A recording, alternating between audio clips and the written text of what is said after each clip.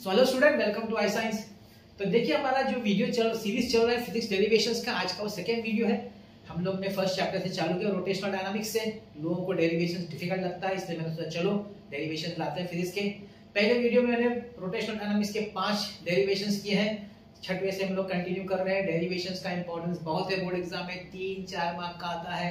अगर आप अच्छी तरह प्रैक्टिस कर ले तो डेफिनेटली आपका स्कोर बहुत अच्छा हो सकता है फिजिक्स में।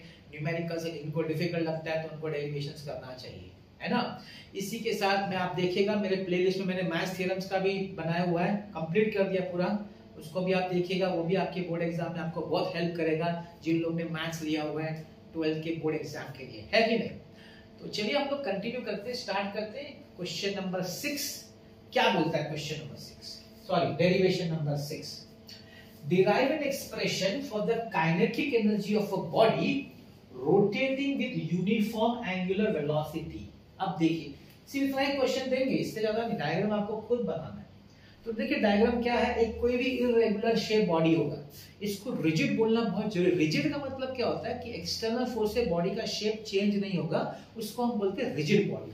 तो एक रिजिड बॉडी है और एक इसका ये एक्सिस है, सपोज कोई भी एक्सिस है वो ऐसा रोटेट हो रहा है, गोल गोल गोल गोल घूम रहा है। ये मैंने डायरेक्शन लिखा है omega, angular velocity omega constant है, वो चेंज नहीं हो रही है। अब ये पूरी बॉडी को हम लोग सिंपलिसिटी के लिए अज्यूम करते हैं कि वो छोटे छोटे पार्टिकल से बना हुआ है, जैसे पार्टिकल m1, पार्टिकल m2, ऐसा बहुत सारे mn तक m पार्टिकल से बना है। तो इनका मास है m1 m2 ऐसा, और इनका जो एक्सिस ऑफ रोटेशन जो डिस्टेंस है ना, इनका r1 है, ऐसे r2 है, और लास्ट वाले का rn है, ठीक है ना। तो ये सब हमारा जो हम लोग को स्टार्टिंग का जो एक्सप्लेनेशन लिखना है ना, वो मैंने आपको बताया। मैं इसको लिखता हूं जितना हो सके, कम से कम में जितना आपको लिखना मैं आपको बताता हूं। तो पहला स्टेटमेंट देखिए क्या रहेगा। फर्स्ट स्टेप आप बोल सकते हैं consider an object rotating with constant angular velocity। अब यहाँ ऑब्जेक्ट के साथ आपको रिजिड भी लिखना चाहिए, जैसे मैंने कहा rigid object. Consider a rigid object rotating with constant angular velocity omega about an axis. ये आपका एक्सिस है जो कि परपेंडिकुलर, जैसे कि क्या होगा, एक प्लेन है, ये एक्सिस यहां से पास होगा और ये घूमेगा ऐसा, तो परपेंडिकुलर तो लिखने का about an axis perpendicular to the plane of paper. अब पेपर लिखने की जरूरत नहीं, लेकिन टेक्स्ट में वाले लिखा है तो हम लोग लिख देते हैं ना, ठीक। अब मैंने आपको सेकंड पॉइंट क्या बोला था? सेकंड पॉइंट मैंने बोला था कि इसकी बात करने का कि ऑब्जेक्ट n पार्टिकल्स का बना, तो वो मैं लिखता हूं second point. For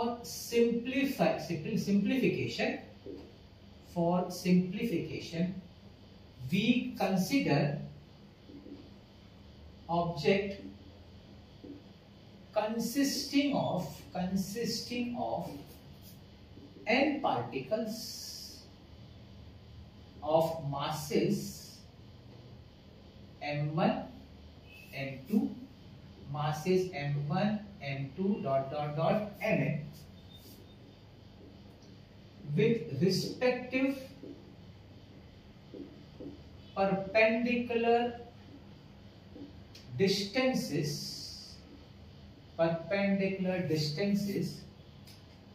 r1, r2, rn from axis of rotation। तो ये दो चीज लिखा है मैंने एक्सप्लेनेशन में, मतलब स्टार्टिंग का जो इंट्रोडक्शन करना रहता है ना, ये दो स्टेटमेंट से इंट्रोडक्शन हो गया इस क्वेश्चन का। डायग्राम बना दिया, उस डायग्राम को एक्सप्लेन कर दिया। अब हम आते हैं हमारे मैथमेटिकल पार्ट में। क्या है, अब हम लोग ये बोलेंगे कि ये बॉडी रोटेट हो रहा है। अब बॉडी जब रोटेट हो रहा है, ऑब्जेक्ट रोटेट हो रहा है, तो एक कांस्टेंट एंगुलर वेलोसिटी मतलब ओमेगा चेंज नहीं हो रहा है, ठीक। तो उसको हम लोग बोलते हैं यूसीएम, मतलब ना यूनिफॉर्म सर्कुलर मोशन।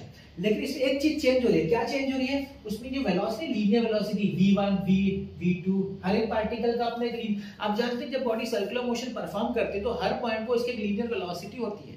तो वो जो लीनियर वेलोसिटी हर पॉइंट पे वो यहाँ पे चेंज होगी। क्यों चेंज होगी हर बॉडी की? क्योंकि उनका डिस्टेंस एक्सिस ऑफ रोटेशन से अलग अलग है। तो हो जाता है हमारा थर्ड पॉइंट। तो लिखता मैं third point, as object rotates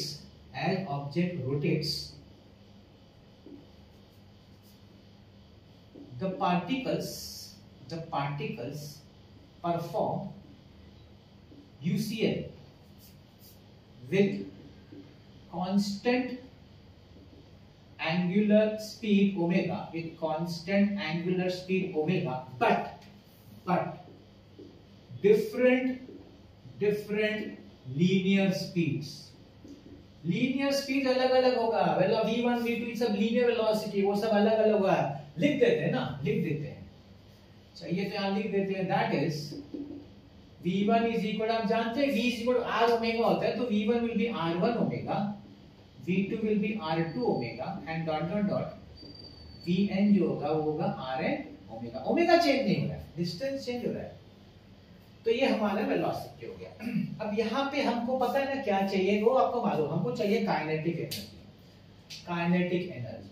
तो हम क्या करते हैं, पहला पार्टिकल जो है ना m1 उसका हम लोग काइनेटिक एनर्जी ट्रांसलेशनल निकालेंगे। Translational, that is my fourth point. Translational kinetic energy of first particle Ke1। अब आप जानते हैं कि काइनेटिक का फॉर्मूला ट्रांसलेशन में क्या होता है, half mv square, half m1 v1 square, half m1 v1 जो है वो है r1 ओमेगा, ये है r1 ओमेगा। अब ये फर्स्ट पार्टिकल का है। अब हमको जो निकालना है काइनेटिक एनर्जी और रोटेशनल बॉडी, मतलब हमको रोटेशनल काइनेटिक एनर्जी निकालना है। अब हमको रोटेशनल काइनेटिक एनर्जी अगर निकालना है तो जितने भी आपके पार्टिकल्स के जो ट्रांसलेशनल काइनेटिक एनर्जी उनको सबको ऐड करना पड़ेगा। सब ऐड कर लेंगे ना तो ऑटोमेटिकली हमको टोटल रोटेशनल काइनेटिक पूरे बॉडी का मिल जाएगा। तो वो स्टेप हमारा नेक्स्ट स्टेप हो जाएगा, क्या हो जाएगा, fifth step, total rotational kinetic energy of object is the sum of translational kinetic energy of n particle, सबका मिला के जो काइनेटिक एनर्जी होगा उसका टोटल। ठीक है, तो मैं लिखता हूं therefore काइनेटिक एनर्जी रोटेशनल उसका क्या होगा, पहले का है हाफ m1 r1, मैंने थोड़ी सी गलती कर दिया, वेरी सॉरी, यहाँ पे स्क्वायर है, मैंने ध्यान नहीं दिया, ध्यान से अलग हो गया था। v होता है r ओमेगा, तो ये हो जाएगा half m1 r1 square omega square. ठीक है ना, ये वेलोसिटी स्क्वायर है, r ओमेगा तो सिर्फ वेलोसिटी ना, उसका स्क्वायर ध्यान से हटेगा। ठीक है, तो ये हो जाएगा half m1 r1 square omega square plus half m2 r2 square omega square. ऐसा कहां तक लिखने का भाई, n तक, half mn rn square omega square. अब इसमें से कॉमन क्या निकलेगा, एक तो हाफ कॉमन निकल रहा है।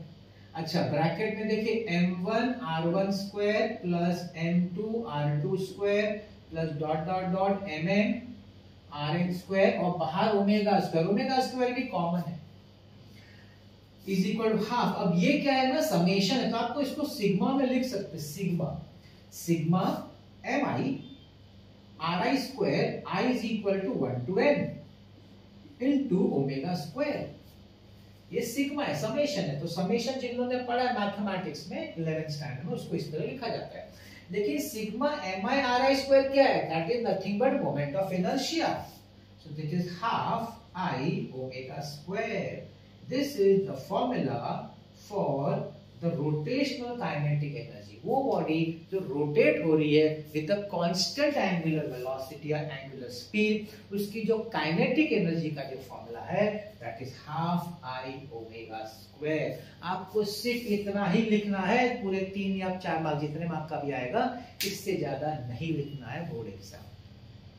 ठीक है, तो ये हो गया डेरिवेशन नंबर 6। अब मैं इससे मिलता जुलता दो और डेरिवेशन लाइन नहीं कर देता। कौन सा वाला? काइनेटिक एनर्जी की जगह पे momentum, angular momentum, rotating body होगा तो एंगुलर मोमेंटम, उस सेवेंथ होगा। और एथ क्या होगा? रोटेटिंग बॉडी का टॉर्क। तो यहाँ नाम चेंज होता जाएगा। यहाँ पे काइनेटिक एनर्जी की जगह पहले एंगुलर मोमेंटम आएगा, फिर एंगुलर मोमेंटम के बाद हम लोग टॉर्क करेंगे। तो तीन एक साथ भी हो जाएगा क्योंकि मिलता जुलता सिमिलर है इसीलिए, ठीक है ना। तो चलिए देखते हैं डेरिवेशन नंबर 7।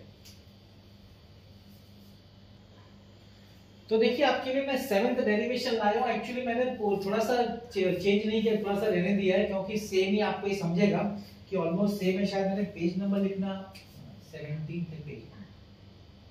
अच्छा देखिए अभी इसमें क्या है, काइनेटिक एनर्जी की जगह एंगुलर मोमेंटम बढ़ा है और सब सेम है स्टेटमेंट, मतलब सेम डायग्राम, बॉडी भी रोटेट हो रही है, कांस्टेंट एंगुलर रिजिड बॉडी है। देखिए मैंने ये पहले का ही वैसे रखा हुआ है। तो स्टार्टिंग आप समझ गए, रिजिड बॉडी है, n पार्टिकल्स है, m1 m2, distance r1 r2, UCM है, लेकिन लीनियर स्पीड इतना तो सब सेम ही है।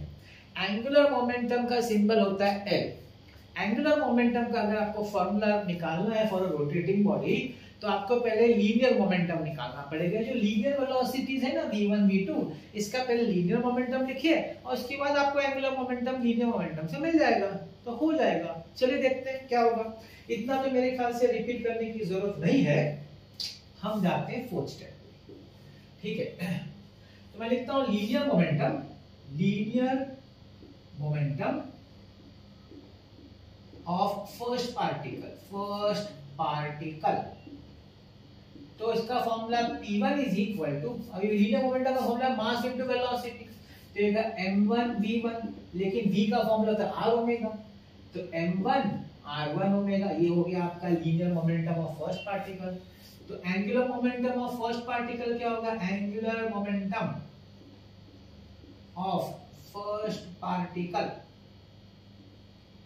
L1, एंगुलर मोमेंटम का सिंबल L है, तो उसका फॉर्मूला होता है P1 R1। अभी देखिए एक्चुअली वो क्रॉस प्रोडक्ट होता है, angular momentum is a vector, उसका फॉर्मूला क्रॉस प्रोडक्ट होता है। क्रॉस प्रोडक्ट में sin थीटा होता है, लेकिन ये परपेंडिकुलर 90 है, sin 91 है, इसलिए sin दिखाते नहीं है, कहीं मेंशन नहीं किया, लेकिन मैं आपको बता रहा हूं किसी को क्वेरी हो कि सर ये तो क्रॉस प्रोडक्ट है, sin थीटा है, तो परपेंडिकुलर जो है sin 91 है वो नहीं दिखाते। Okay, so this is equal to P1 को लिखेंगे m1 r1 omega into r1, तो हो जाएगा m1 r1 स्क्वायर ओमेगा। ये फर्स्ट पार्टिकल का हो गया। हम नेक्स्ट स्टेप पे क्या लिखेंगे? नेक्स्ट स्टेप पे लिखेंगे तो total angular momentum, total angular momentum is the sum of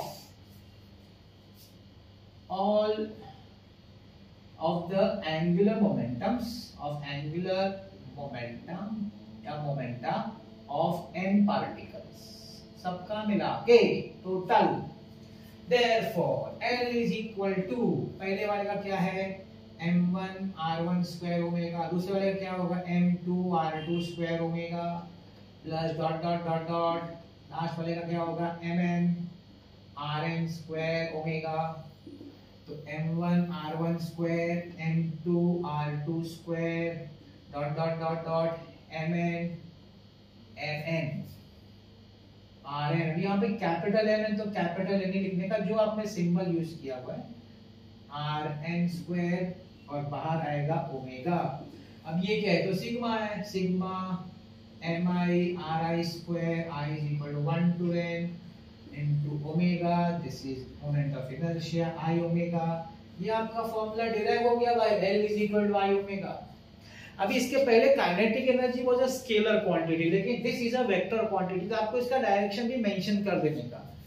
तो L is equal to I omega directed along axis of rotation. इसका डायरेक्शन जो होता है along axis of rotation होता है, वो राइट हैंड थंब रूल से मिलता है। आपको घुमाने का अपनी उंगलियां, जहां थंब का डायरेक्शन होगा वो एंगल, मतलब अभी आपका बॉडी ऐसे रोटेट हो रहा है तो उंगलियां घुमाने का और एक्सिस को पकड़ के रखने का, तो आपका एंगुलर मोमेंटम अप पड़ेगा। अगर तो वो दूसरी तरफ घूम रहा है तो उंगलियां उल्टा घुमाने का, तो एंगुलर मोमेंटम का डायरेक्शन नीचे आ जाएगा। तो राइट हैंड थंब रूल से निकाल सकते हैं। तो देखिए इजी था ना, स्टार्टिंग में मेरे को लिखना नहीं पड़ा, उतना बच गया टाइम, है ना। तो सेकंड डेरिवेशन पे कितना इजी डेरिवेशन बताइए, मतलब 3-4 स्टेप तो रिपीट हो गया इसमें। अभी इससे मिलता जुलता एक और डेरिवेशन है, कौन सा वाला? टॉर्क का। तो होगा हमारा 8वां डेरिवेशन। चलिए देखते हैं 8वां डेरिवेशन। तो आपके सामने मैं 8वां डेरिवेशन लाया फर्स्ट चैप्टर का रोटेशनल डायनामिक्स का। ये टॉर्क के ऊपर है। अभी इसमें कुछ चेंजेस कर दिया। मत सोचिएगा सेम डायग्राम है, नहीं। देखिए मैं पहले डायग्राम बताता हूँ। यहाँ पे पहले दो डेरिवेशन में ओमेगा था, यहाँ पे अल्फा आ गया है। टॉर्क मतलब फोर्स। फोर्स जब होगा बिना एक्सेलरेशन के तो फोर्स हो नहीं सकता। मतलब इसमें वेलोसिटी कांस्टेंट नहीं हो सकती, इसमें एक्सेलरेशन कांस्टेंट हो सकता है। तो ये एंगुलर एक्सेलरेशन है, तो यहाँ लिखना पड़ेगा। देखिए चेंज किया मैंने। Consider rigid object rotating with constant angular acceleration alpha. अब चेंज हो गया। अबाउट एन एक्सिस वो सब सेम है। फॉर सिंप्लीफिकेशन वो वाला भी सेम है। अच्छा अभी क्या चेंज होगा, ध्यान से सुनिए। As object rotates, particle UCM तो नहीं परफॉर्म करेगा क्योंकि वेलोसिटी कांस्टेंट नहीं है। तो हम क्या बोलेंगे, the particle moves, the particle, all the particles move with constant angular acceleration, constant angular acceleration. Circular motion भी लिख देते हैं हम लोग। The particles move in circular motion. सिर्फ यूसीएम नहीं लिख सकते, लेकिन सर्कुलर मोशन लिख सकते। Particles move in circular motion with constant angular acceleration alpha. Alpha constant है, बट देखिए इसके आगे तो डेरिवेशन में क्या था, कांस्टेंट एंगुलर स्पीड था, लेकिन लीनियर स्पीड अलग था। तो यहाँ पे लीनियर एक्सेलरेशन अलग होगा, but different linear accelerations, different linear accelerations. ये जैसे लीनियर, जैसे वेलोसिटी परपेंडिकुलर थी ना, वैसे एक्सेलरेशन परपेंडिकुलर ही इधर। एक्चुअली टेक्स्ट वाले इधर F1 F2 दिखा, हम लोग को फोर्स नहीं दिखाना चाहिए, उनको यहाँ पे एक्सेलरेशन दिखाना चाहिए A1 A2। लेकिन हम कुछ कर नहीं सकते, जैसे टेक्स्ट बुक का डायग्राम वही कॉपी करना। लेकिन मेरे हिसाब से यहाँ पे A1 A2 और AN दिखाना चाहिए था। ठीक है, वो ध्यान रखिएगा। तो हम लोग लिख लेते हैं इसका क्या होगा, that is acceleration A1 is equal to R1 alpha, alpha is angular acceleration, A2 is equal to R2 alpha, and so on an is equal to rn alpha. ये लीनियर एक्सेलरेशन। पहले दो डेरिवेशन में linear velocity था, linear speed था। इस derivation में acceleration की बात है कि टॉर्क बिना फोर्स के नहीं हो सकता, और फोर्स के लिए लगता है एक्सेलरेशन। तो यहाँ पे इंपॉर्टेंट पार्ट हो जाता है एक्सेलरेशन। ठीक है, ओके। तो जैसे मैंने कहा फोर्स निकालना पड़ेगा, तो हम लोग फोर्स पे जाते हैं। Fourth point, force F, force of first particle F1। अभी F1 का फॉर्मूला क्या होगा, mass into acceleration m1 a1। ठीक है ना। अभी a1 है r1 अल्फा, तो m1 a1 की जगह पे आएगा r1 अल्फा। तो ये हो गया आपका फोर्स ऑफ फर्स्ट पार्टिकल। तो इससे हम निकालेंगे टॉर्क, क्योंकि टॉर्क चाहिए हमको। टॉर्क ऑफ फर्स्ट पार्टिकल, जिसको हम लोग लिखते हैं टाउ, टाउ1। ये क्या होता है, F1 R1। इसमें वही कंसेप्ट है, क्रॉस प्रोडक्ट है, लेकिन क्या है कि 90 डिग्री है तो sin 91 होता है, तो दिखाते नहीं है। तो F1 लिखेंगे m1 R1 alpha into R1, तो होगा m1 R1 स्क्वायर अल्फा। ठीक है ना। तो ये हो गया हमारा फोर्थ पॉइंट, सब सेम है। फिफ्थ पॉइंट अब हम लेंगे total torque. Total torque acting on the object is the sum of all the individual torques। सब टॉर्क का टोटल करेंगे तो हमको टोटल टॉर्क मिलेगा। मतलब क्या, टाउ इज इक्वल टू, पहला वाला क्या है m1 r1 स्क्वायर अल्फा, दूसरा क्या होगा m2 r2 square alpha, plus dot dot dot mn rn square alpha. तो m1 r1 square plus m2 r2 square plus dot dot dot mn rn square, बाहर आएगा अल्फा। अब ये तो हो गया sigma mi ri square, i is equal to 1 to n into alpha. ये तो i है, इट इज i अल्फा। हो गया भाई टॉर्क का फॉर्मूला i अल्फा, है कि नहीं। ये भी वेक्टर क्वांटिटी डायरेक्शन दिखाने का, directed along the axis of rotation, ये लिखने का भाई, डायरेक्शन बताने का, क्योंकि torque is a vector quantity. Kinetic is scalar था इसलिए बात नहीं किया था, लेकिन मोमेंटम, एंगुलर मोमेंटम और टॉर्क आर वेक्टर्स, तो उसका डायरेक्शन मेंशन कर दे, वही चीज है along the axis of rotation. तो ये तीन डेरिवेशन बड़ा आसानी से हो जाता है कि नहीं? अब मैं आता हूं सबसे इंपॉर्टेंट डेरिवेशन, मुझे लगता है बहुत इंपॉर्टेंट डेरिवेशन है, वो है law of conservation of angular momentum. बहुत इंपॉर्टेंट है मुझे लगता है इस साल के लिए। चलिए देखते हैं, that will B derivation number 9। तो आगे आपके सामने इस साल का सबसे important derivation, state and proof principle of conservation of angular momentum. Definition में लिखा हुआ है, the total angular momentum of a system remains constant if no external torque acts on the system। अगर आपको principle of conservation of linear momentum जो आपने पहले पढ़ा हुआ 11th स्टैंडर्ड में, अगर वो याद है तो इससे मिलता जुलता है। लीनियर में क्या था पता है? The total linear momentum of a system remains constant if no external force. तो एंगुलर की जगह लीनियर था, टॉर्क की जगह फोर्स था। अब वो चेंज हो गया, लीनियर की जगह एंगुलर आ गया और फोर्स की जगह टॉर्क आ गया, तो हो गया principle of conservation of angular momentum. तो ये क्या बोलता है? अगर किसी सिस्टम पे एक्सटर्नल टॉर्क एक्ट नहीं होगा, अगर किसी सिस्टम पे कोई बाहर से एक्सटर्नल टॉर्क एक्ट नहीं होगा, उस सिस्टम का जो एंगुलर मोमेंटम है टोटल, वो चेंज नहीं होगा, वो कांस्टेंट रहेगा। ये प्रूव करना है। ये डेरिवेशन तो ऐसे स्टेटमेंट डेफिनेशन तो लिख दिया, अब इस डेफिनेशन को प्रूव करना है। ठीक है, चलो सिंपल है, स्टार्ट करते हैं। मैं बोलता हूं consider proof. Consider a particle of mass and rotating with torque q, sorry, torque tau, about an axis, rotating about an axis, rotating about an axis with torque tau। मतलब समझिए, diagram बनाना नहीं, इसे बताने के लिए बना रहा हूं। आपका सपोज एक एक्सिस है और आपका पार्टिकल है ना, ये रोटेट हो रहा है, ठीक है, इसके अबाउट एक्सिस के, ठीक है। Let p vector be the linear momentum of particle and r vector be its position vector। Position मतलब एक्सिस ऑफ रोटेशन से जो डिस्टेंस होता है उसी को पोजीशन वेक्टर बोलते हैं। ये क्यों लिखा? क्योंकि इसी से हम डिफाइन करेंगे एंगुलर मोमेंटम। याद करें एंगुलर मोमेंटम का मतलब, therefore angular momentum L vector is equal to R vector cross P vector. ये फॉर्मूला है, क्रॉस प्रोडक्ट। मैंने थोड़ी देर पहले आपको बोला था आगे डेरिवेशन में कि मोमेंटम के किस तरीके से डिफाइंड होता है angular momentum. R vector cross P vector. R vector बताता है कितना दूर है एक्सिस ऑफ रोटेशन से, P वेक्टर उसका लीनियर मोमेंटम उस पार्टिकल का, ठीक है। अब हम लोग इसका डेरिवेशन स्टार्ट करते हैं। मैं बोलता हूं differentiate with respect to T।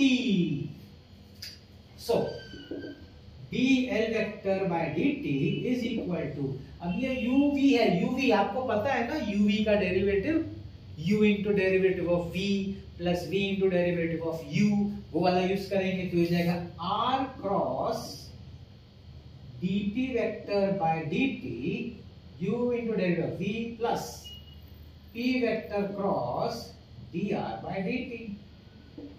अब आप जानते हैं dp by dt क्या होता है? क्या आपको Newton second law of motion मालूम है?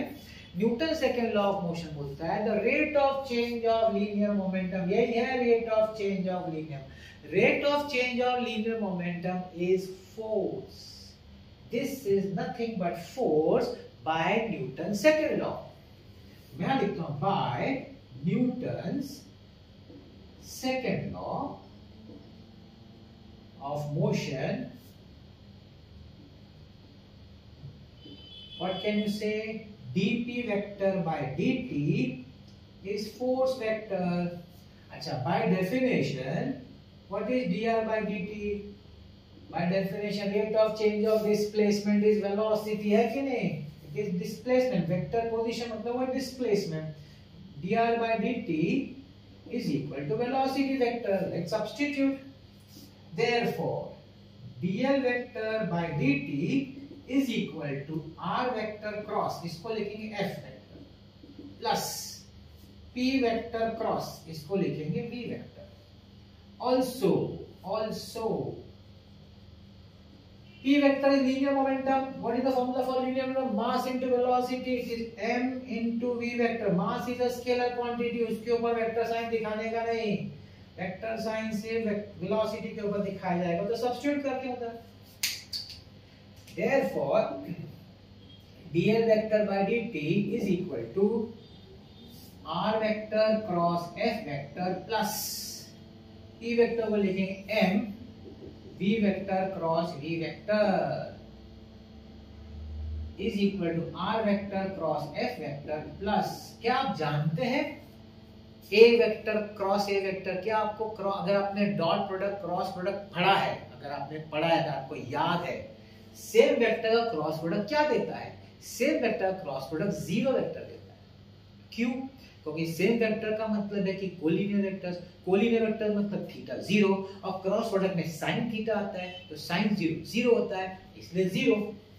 सो this is nothing but zero vector. तो बचा क्या? सो dl by dt is equal to r cross f, इतना बचा। जिस तरीके से r cross p angular momentum होता है, उसी तरीके से r क्रॉस f क्या होता है? r क्रॉस f क्या होता है? r cross f by torque होता है, torque. r cross f is torque. और टॉर्क का डेफिनेशन अभी डेरिवेशन टॉर्क में किया, तो वही तो फोर्स और r तो लिया था, और जो एंगुलर मोमेंटम किया था तो p और r लिया था, तो वो डेफिनेशन है उसका। ठीक। अच्छा, कंडीशन क्या बोले, डेफिनेशन क्या बोलते हैं अपना प्रिंसिपल का? No external torque. तो मैंने कहा if torque is equal to zero, तो dl by dt क्या हो जाएगा? dl by dt क्या हो जाएगा? जीरो। अगर आपको डेरिवेटिव आता है तो आप मुझे बताइए किसी का डेरिवेटिव जीरो कब होता है? कब किसी कोई भी आपको दिया है, फंक्शन दिया है, उसका डेरिवेटिव जीरो कब होता है? वो तभी होता है जब वो कांस्टेंट हो। आप ही जानते हैं किसी भी कांस्टेंट फंक्शन का जो डेरिवेटिव होता है वो जीरो होता है। अगर ये डेरिवेटिव जीरो है तो क्या इंप्लाई करता है? ये इंप्लाई करता है कि मेरा जो L जो होना चाहिए ना, वो कांस्टेंट होना चाहिए, तभी उसका डेरिवेटिव जीरो आएगा। तो उसका डेरिवेटिव जीरो कैसे आएगा? इसका मतलब मेरा L मतलब कांस्टेंट है भाई। ये देखिए, हो गया, ये पार्ट हो गया constant. Angular momentum condition if torque is zero, जब टॉर्क जीरो होगा तो ही आपको ये L कांस्टेंट मिलेगा। वही तो इस डेफिनेशन बोल रहा है, और ये प्रूव हो गया आपका मैथमेटिकली। ये चीज आपकी प्रूव है। बहुत इंपॉर्टेंट क्वेश्चन है, बोर्ड एग्जाम का सबसे फेवरेट क्वेश्चन एग्जाम। तो देखिए, मैंने आपके साथ 4 कंटीन्यूअस डेरिवेशंस किए हैं। अब 2 इंपॉर्टेंट डेरिवेशन में से जो एक आना चाहिए इस साल, उस पे हम जाते हैं। सोचिएगा, जाते हैं नेक्स्ट ईयर डेरिवेशन पे, डेरिवेशन नंबर 10। तो देखिए, हम लोग आगे डेरिवेशन नंबर 10 पे, और स्टेटमेंट देख के आप समझ गए होंगे कि कितना इंपॉर्टेंट है ये डेरिवेशन। बहुत बार पूछा है थ्योरम ऑफ पैरेलैक्सिस में, स्टेटमेंट के साथ पूछते हैं। स्टेटमेंट अपने आप में इतना बड़ा है कि 2 मार्क तो उसी स्टेटमेंट का होना चाहिए, और 4 मार्क का क्वेश्चन हो जाना चाहिए। मैं स्टेटमेंट पढ़ता हूं आपका। The moment of inertia I0 of an object about any axis, about any axis। चलिए, जो स्टेटमेंट है उसको मैं लिख के बताता हूं कि बोलना क्या चाहता है। मैं बोलता हूं consider an object of mass n, ठीक, मास n, एक्सिस MOP, ध्यान दीजिएगा डायग्राम में, डायग्राम खुद बनाना पड़ता है। Axis MOP is any axis passing through point O, passing through point O। इसी एक्सिस की बात हो रही है, about an object, about any axis, यही बात हो रही है। अबाउट एनी एक्सिस मतलब ये वाला एक्सिस MOP। ये पहला है, मोमेंट ऑफ इनर्शिया I0। अभी 0 से पास हो रहा है, तो इसके अबाउट जो मोमेंट ऑफ इस एक्सिस के अबाउट जब पार्टिकल घूमेगा तो इसका जो मोमेंट ऑफ इनर्शिया होगा उसको I0 से डिनोट किया, डायग्राम में डिनोट किया। ठीक, इज द सम ऑफ, मतलब ये I0, चलिए मैं इसको मैथमेटिकल हम लोग क्या चाहते हैं मैं आपको लिख के बताता हूँ। I0 is the sum of, मतलब ऐड करना है, दो चीज ऐड करना है। क्या दो चीज ऐड करना है? Moment of inertia IC about an axis parallel to the given axis. तो क्या एक्सिस, अभी दूसरे वाले की बात कर रहा हूं मैं, एक्सिस ACB लिखता हूं मैं, axis ACB is passing through the center of mass of object C, center of mass of object, that center of mass C of object, और क्या बोला है? पैरेलल, तो लिखता हूं, देखिए parallel to the axis MOP, parallel to the axis MOP, and at a distance h from it, मतलब कि ये सेंटर ऑफ मास से एक दूसरा एक्सिस लेना है, वही बात हो रहा है। Moment of inertia IC about an axis parallel to the given axis, इस एक्सिस को पैरेलल एक दूसरा एक्सिस है, और वो एक्सिस कहां से पास हो रहा है? It is passing to the centre of mass. ये एक्सिस सेंटर ऑफ मास से पास हो रहा है, ठीक है। एंड अच्छा, ये क्या बोला? सम मतलब इधर आपका आ गया IC, एंड मतलब प्लस, किसको प्लस करने का? प्रोडक्ट, यहां बोला है प्रोडक्ट लेने का, मल्टीप्लाई करना है। किसको मल्टीप्लाई करना है? Mass of the object, mass of the object मैंने m लिया हुआ है, और किसको मल्टीप्लाई करना है? And the square of the distance between the two axis, मैंने बोला ना कि ये दोनों के बीच में डिस्टेंस h है, तो उसका स्क्वायर, तो इट इज mh स्क्वायर। मतलब उनको क्या चाहिए? उनको फार्मूला, उनको ये डिराइव करके चाहिए आपसे कि I0 is equal to IC plus mh square। I hope you understood. I0 is the moment of inertia about any axis. IC is the moment of inertia about center of mass. M is the mass of the object. S is the distance between the two, ये दोनों parallel axis के बीच का जो distance है वो h है, और ये डिराइव करके चाहिए। मतलब मैंने पूरा स्टेटमेंट को आपको पूरा एक्सप्लेन कर दिया in the form of an equation, ठीक है। I think we can start now the derivation part. ये स्टार्टिंग का जो डेफिनेशन है उसी को मैंने लिखा है, ये लिखना तो पड़ेगा, डायग्राम भी खुद बनाना पड़ेगा। आगे बढ़ते, कंसीडर, अभी देखिए यहाँ पे क्या करते हैं, ये पॉइंट O लिया है, C लिया है। अभी हमारा एक मास, मतलब छोटा सा पार्टिकल मास dm का कंसीडर करके मैं लिखता हूं, consider a particle of mass dm at any point D। तो एक पॉइंट D पे एक छोटा सा पार्टिकल है, उसका मास m, ठीक है। OC is extended, OC को एक्सटेंड किया मैंने to n such that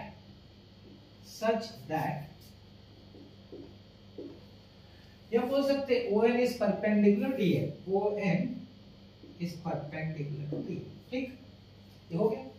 अब हम लोग आएंगे हमारे मोमेंट। अब देखिए मोमेंट ऑफ इनर्शिया याद करिए, बेसिक फॉर्मूला क्या मोमेंट ऑफ इनर्शिया का? मोमेंट ऑफ इनर्शिया फॉर्मूला है इंटीग्रेशन r² dl। ये कब यूज करते हैं पता है? जब हम छोटा छोटा मास लेते हैं ना, तो हम समझते हैं कि वो कंटिन्यूअस डिस्ट्रीब्यूशन है। जब कोई चीज कंटिन्यूअस डिस्ट्रीब्यूशन को ऐड करना है तो इंटीग्रेशन से किया जाता है। अब हम बोल सकते हैं कि थोड़ी देर पहले सर डेरिवेशन में आपने सिग्मा लिया था, सिग्मा इसलिए देखा था हमने उसको अलग अलग पार्टिकल समझा था, दैट इज डिस्क्रीट। जब अलग अलग चीजों को ऐड करना है तो सिग्मा यूज करते हैं, और जब छोटे छोटे को कंटिन्यूअस में कंसीडर करना है तो हम लोग इंटीग्रेशन। तो basically standard formula moment of inertia का इंटीग्रेशन r² dm। r जो होता है डिस्टेंस होता है इसके एक्सिस से, और dm जो होता है मास होता है। तो हम लोग पहला एक्सिस लेते हैं ACB, moment of inertia of particle about axis. कौन सा वाला एक्सिस ले रहे भाई? ACB। मैं ये फॉर्मूला यूज करूंगा, और IC है तो क्या लिखेंगे हम लोग? IC is equal to integration अभी इसका डिस्टेंस कितना एक्सिस से, इसका इंटीग्रेशन डीसी, तो डीसी स्क्वायर इनटू डीएम, ठीक है, डीसी स्क्वायर इनटू डीएम। ये हो गया अबाउट एक्सिस एसीबी। दूसरा वाला moment of inertia of particle about axis, कौन सा वाला है, एमओपी, अबाउट एक्सिस एमओपी, तो वो है आईओ। तो let's write it down. IO is equal to integral, उसका डिस्टेंस कितना है भाई, उसका डिस्टेंस ओडी है, तो लिखेंगे ओडी स्क्वायर डीएम। देखिए मैंने ये फॉर्मूला लिखा है R square DM, distance from the axis of rotation into DM. अब क्या याद रखना है, इसको सिंपलीफाई करना है ओडी को। देखिए क्या दिख रहा है आपको, right angle triangle, OD is the hypotenuse, the square of the hypotenuse क्या होता है, sum of the squares of the two perpendicular sides। तो इसको मैं लिखूंगा, देखो मेरे को लेफ्ट हैंड साइड आईओ आ चुका है, आईओ। अब इसको सॉल्व करके मुझे ये दो लाने का है, सिंपल। OD को क्या लिखेंगे, ध्यान से देखिए, OD को लिखूंगा ON square plus DN square into DN। अब ON को देखिए, ON जो है दो चीज का बना है, किस दो चीज का बना है, OC plus CN, OC plus CN the whole square plus DN square into DN। ठीक है, आगे बढ़ते हैं। IO इज इक्वल टू, अब यहाँ पे A plus B the whole square का फॉर्मूला आ जाएगा, A square plus 2AB 2AB plus B square plus DN square into DN। अब ध्यान से देखिए इसको, किसको मालूम है, DN स्क्वायर को देखिए और CN स्क्वायर को देखिए, ध्यान से देखिए दोनों को, DN square plus CN square, अरे ये दो राइट एंगल ट्रायंगल के परपेंडिकुलर साइड्स हैं, इनका स्क्वायर करेंगे तो हाइपोटेन्यूज DC आ जाएगा, तो इन दोनों को निकाल के DC स्क्वायर लिख सकते हैं। तो मैं लिखता हूं नेक्स्ट स्टेप में, integration OC square plus 2OCCN plus इन दोनों को मिला के मिलता है DC स्क्वायर इनटू DN। ठीक है, अब इन सबको हम लोग अलग अलग लिखें, अलग अलग, राइट इट सेपरेटली। ठीक है, तो integration OC square DN plus integration 2OCCN DN plus integration DC square DN। ध्यान से देखिएगा, प्रूफ खत्म होने को आ रहा है। OC square, OC is nothing but H, है कि नहीं, तो H square DN plus 2 times OC H, CN is okay, CN DM, DC square DM। यहाँ देखिए DC square DM is IC, मेरा राइट हैंड साइड का पहला टर्म आ गया IC, उसको आगे रखना है तो हम लोग आगे लिख देंगे, ठीक है ना, मैं लिखता हूँ, चलो बाद में लिखेंगे, अभी नहीं। अभी यहाँ देखिए H स्क्वायर को बाहर, इंटीग्रेशन DN, 2H बाहर, integration CN DN plus IC। ये क्या बोलता है, मास का इंटीग्रेशन ऐड करो, सब मास को ऐड करो, इंटीग्रल ऐड करो, ऐड करोगे तो आपको तो टोटल मास मिल जाएगा, I0 is equal to H square M plus 2H integration CN DN plus IC। आप पहुंच गए भाई, आप पहुंच गए, आपको IC भी आ गया, आपको MH स्क्वायर भी आ गया। अब आप पूछेंगे सर ये नहीं चाहिए तो क्या करने का, आपको सिंपल सिर्फ इतना लिखना है, by definition of centre of mass, centre of mass का डेफिनेशन है कि integration CN DN is equal to 0, तो आपका हो जाएगा I0 is equal to, IC को पहले लिख दो, IC plus MX square, hence proved, hence proved. अब एक क्वेश्चन हो सकता है, ये सर 0 कहां से है, इसके लिए सेंटर ऑफ मास पढ़ना पड़ेगा। 11th स्टैंडर्ड में जब आपने पढ़ा है ना, सेंटर ऑफ मास का कांसेप्ट याद करिए, वहां पे पढ़ा कि centre of distribution of mass, point से आपका सेंटर ऑफ मास है ना, तो distribution of mass about it centre of mass is 0, it is symmetric about the centre of mass. ये कांसेप्ट आपका है 11th स्टैंडर्ड में, आपको देखना पड़ेगा। नहीं, अगर सपोज याद नहीं है अपने को तो ये नहीं चाहिए, इसी का जीरो लिख देने का ये काम एक, क्योंकि आप सेंटर ऑफ मास क्यों बोल सकते हैं, क्योंकि डिस्टेंस सेंटर ऑफ मास से है ना, इसलिए वर्ड सेंटर ऑफ मास हो गया। है कि नहीं? इजी, इंटरेस्टिंग, 4 मार्क का आना चाहिए अगर आए इस तरह है। इनमें हमको principle of conservation angle of momentum important लगता है और ये वाला इंपॉर्टेंट। अब अगर हम तो ये करेंगे तो नेक्स्ट कौन सा करेंगे? State and proof perpendicular axis theorem. चलिए देखिए। सो नेक्स्ट 10th वाला कोई डेरिवेशन है state and proof perpendicular axis theorem. Statement पढ़ता हूं आपके लिए। The moment of inertia Iz of a laminar object about an axis z perpendicular to its plane is the sum of its moment of inertia about two mutually perpendicular ix and iy in its plane, all three axes being congruent। क्या मतलब है सुनिए। सबसे पहले laminar object का मतलब सुनिए। जैसे प्लेन शीट ऑफ पेपर है, इस प्लेन शीट को पत्ता होता है ना, पत्ता, पेड़ का पत्ता, प्लेन शीट, डिस्क, रिंग, ये सब होते हैं लैमिनार, मतलब उसका थिकनेस नेग्लिजिबल होता है। अब ये क्या कर बोल रहा है कि एक लैमिनार ऑब्जेक्ट है, ठीक है। अभी इस पे 3 एक्सिस है, z एक्सिस इसको परपेंडिकुलर है और x और y एक्सिस प्लेन पे लाई करता है। यहाँ देखिए y और x एक्सिस प्लेन पे लाई करता है लैमिनार पे, और z इसको परपेंडिकुलर है।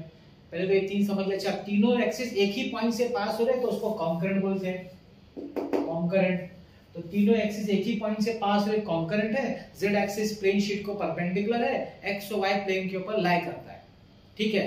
अभी कोई भी पॉइंट अगर P पे एक मास एलिमेंट सपोज dm है, तो इस dm के लिए तीनों एक्सिस पे अगर वो रोटेट कर रहा है, क्योंकि आपका लैमिनार ऑब्जेक्ट रोटेट करेगा तो पार्टिकल तीनों एक्सिस के अबाउट रोटेट करेगा।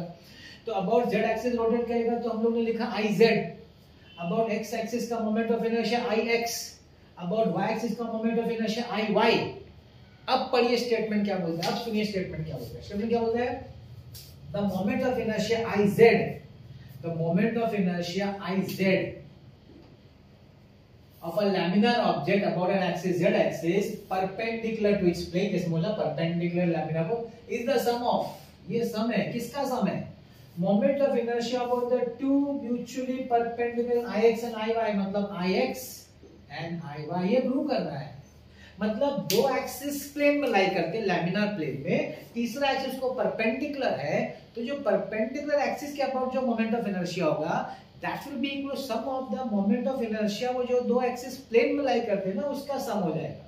ये डेफिनेशन है, इसी को प्रूव करना है। आप समझ गए? आप मेरे पास डायग्राम भी समझ गए होंगे। चलिए हम लोग लिखते हैं, क्या लिखना पड़ेगा। तो लिखना ये पड़ेगा consider a rigid laminar word बहुत इंपॉर्टेंट है। लैमिनार के बिना ये काम नहीं चलेगा, याद रखिएगा। Consider rigid laminar object able to rotate about 3 mutually perpendicular axis, 3 mutually perpendicular axis। कौन सा? x, y and z axis है ना, 3 एक्सिस के अबाउट घूम सकता है। अब क्या बोलेंगे इसमें से बोलेंगे z axis is perpendicular and x and y axis lie in the plane of lamina, all three being congruent, concurrent का मतलब है एक ही पॉइंट से पास, all three being concurrent at O, तीनों की तीन एक ही पॉइंट से पास हो रहे पॉइंट O, क्योंकि वो सब हमारे डेफिनेशन में है ना, वो सब बोलना पड़ेगा। ठीक है, इतना बोल दिया, एक्सिस के बारे में बोल दिया। अभी हम डीएम, अभी स्मॉल एलिमेंट जो लेना उसके बारे में। Let dm be a mass element at point P, point P पे हम कंसीडर करें। ठीक है, अब पॉइंट P से हम लोग क्या करते हैं, परपेंडिकुलर ड्रॉ करते हैं, एक्स एक्सिस पे और वाई एक्सिस पे, और इसको ज्वाइन भी करते हैं। तो मैं लिख रहा हूं PM is equal to y and PN is equal to x are the perpendicular distances of P from x and y axis, x and y axis. देखिए x एक्सिस से डिस्टेंस y है और y एक्सिस से distance x है, perpendicular distance. तो total perpendicular distance क्या होगा? Therefore perpendicular distance of P from x, y and z axis, z भी इंक्लूड किया, r। x एक्सिस से डिस्टेंस क्या है? y एक्सिस से डिस्टेंस क्या है? x। अच्छा मुझे बताइए z एक्सिस से डिस्टेंस क्या होगा? OP होगा। z एक्सिस से OP होगा और OP जो पाइथागोरस से मिलेगा तो root of x square plus y square, root of y square plus x square. ये तीन परपेंडिकुलर डिस्टेंस है, y x और ये है root of x square plus y square. तो y is the perpendicular distance from x axis, x is the perpendicular distance from y axis and root of y square plus x square is the perpendicular distance from z axis। क्यों लगता है? क्योंकि हमारा moment of inertia का formula root of r square dm, ये basic formula है। तो what is r is the perpendicular distance, हमको तीनों एक्सिस का परपेंडिकुलर डिस्टेंस चाहिए क्योंकि r वही तो डिनोट करता है, इसलिए हमको लिखना पड़ेगा। आगे अब हम लोग डिफाइन करेंगे ix, iy, iz। Let ix, iy and iz be the moment of inertia of particle about x, y and z axis respectively। ठीक, तो ये सब आपका क्या हो गया? मोमेंट ऑफ इनर्शिया हो गया। अब आपका Ix का फॉर्मूला क्या होगा? बताएं। Ix का फॉर्मूला x पर बेस क्या होगा? Integral distance from x axis is y, it is y square dm। iy क्या होगा? About the y axis distance is x, तो x स्क्वायर dm।